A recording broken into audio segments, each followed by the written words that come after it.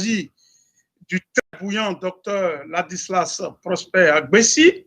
Ce soir, nous allons débattre avec notre éminent invité d'une thématique qui fait couler beaucoup d'encre au Bénin, le pays de la rupture du président Talon et dans toute l'Afrique au sud du Sahara. Alors, cette thématique, elle est née menace sur la présidentielle de 2021. Alors, bienvenue, docteur Ladislas Agbessi, sur Tempo Afrique TV, à travers l'émission que vous connaissez. Bien sûr que vous avez été un peu absent de par votre emploi du temps très pris et très absent de nos plateaux. Alors, docteur Ladislas, tous mes hommages et bienvenue sur ce plateau de Tempo Afrique TV. Chers compatriotes Aruna et peuple béninois et compatriotes qui nous suivent en ce moment, je vous salue et je remercie toute l'équipe de Tempo Africa et je remercie le peuple béninois qui nous écoute en ce moment. Merci. Merci beaucoup. Nous, comme par tradition, nous allons planter le décor de cette émission, une tradition qui nous permet quand même de cadrer le débat et de suivre vraiment pour que les téléspectateurs puissent suivre le débat dans toute sa totalité. Donc, docteur Ladislas Agbessi, avec l'organisation de la conférence des forces vives de la nation, la réinvention de l'État par le consensus a restauré les libertés dans un espace démocratique marqué par des élections libres et concurrentielles a été un fait historique qui continue de faire la fierté du Bénin.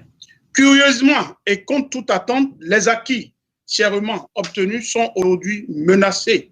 Les élections législatives de 2019, municipales et communales de 2020, organisées dans des conditions peu concurrentielles, ont marqué la régression du Bénin sur le plan démocratique. La situation risque de se compliquer avec l'élection présidentielle de 2021.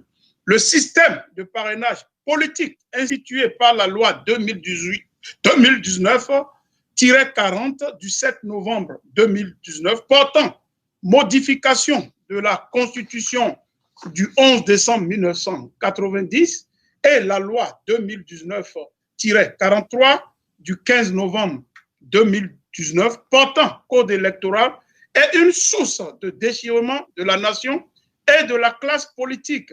Cependant, des inquiétudes demeurent en ce qui concerne non seulement le refus probable des députés et des maires de parrainer les candidats, mais aussi le marchandage des dits parrainages. Face à cette situation, des voix s'élèvent pour exiger le retrait de cette condition et le retour à celle qui prévalait sous la Constitution du 11 décembre 1990. Si rien n'est fait, docteur Ladislas, des contestations de plus en plus fortes peuvent s'élever et menacer la paix et la quiétude nationale comme en avril 2019. C'est pour éviter une récidive qu'un groupe d'organisations de la société civile a mis en place un cadre de concertation des organisations de la société civile pour des élections inclusives, libres et transparentes en 2021, appelé COSCEL 2021. Il est composé de représentants des chefferies traditionnelles, de communautés religieuses, de syndicats, d'ONG, d'organisations socio-professionnelles, etc. Après plusieurs rencontres et réflexions, le cadre de concertation propose aux différentes institutions de la République du Bénin impliquées dans l'organisation des élections de, premièrement, privilégier la paix et la quiétude nationale dans le processus électoral de 2021, deux, engager le dialogue avec les partis politiques, l'organisation de la société civile en vue de rechercher le consensus national. 3. Principe à valeur constitutionnelle pour faire des réformes nécessaires à l'organisation des élections présidentielles de 2021. 4. Ouvrir la participation aux dites élections à tous les candidats désireux d'y prendre part. Alors, docteur Ladislas Agbessi, votre réaction très rapidement face à ce décor que je viens de planter. Merci encore une fois, cher compatriote Aruna. Je voudrais d'abord par ici féliciter le peuple béninois qui continue toujours de lutter pour les libertés des individus, la liberté de presse dans notre pays et la démocratie, la restauration de la démocratie. Je voudrais féliciter aussi beaucoup la société civile, les ONG, la diaspora et toutes les personnes qui contribuent tous les jours. Et ceux qui sont dans les prisons, je leur dis, nous sommes avec eux.